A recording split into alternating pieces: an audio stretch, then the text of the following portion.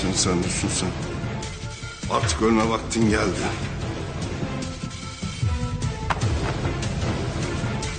Sokrat, ulan bırak yakamı, zaten bir ton bela var başımda. Öleceksin. Bırak! Ulan bırak!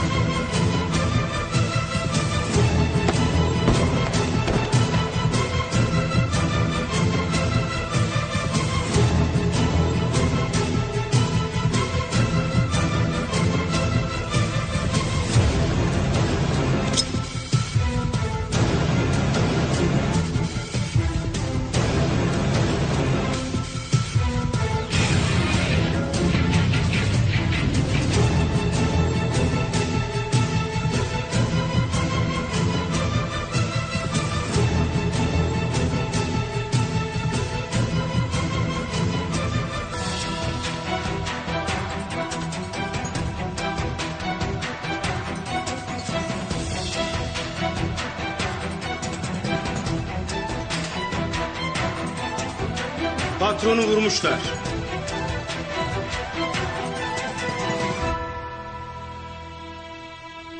Bomba!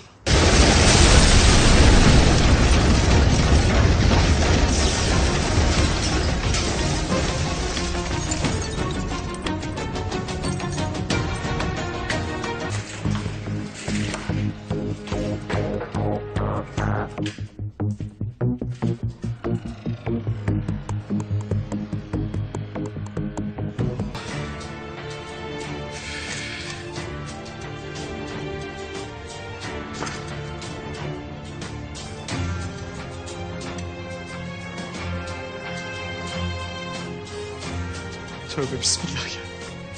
Yaptığım şeye bak.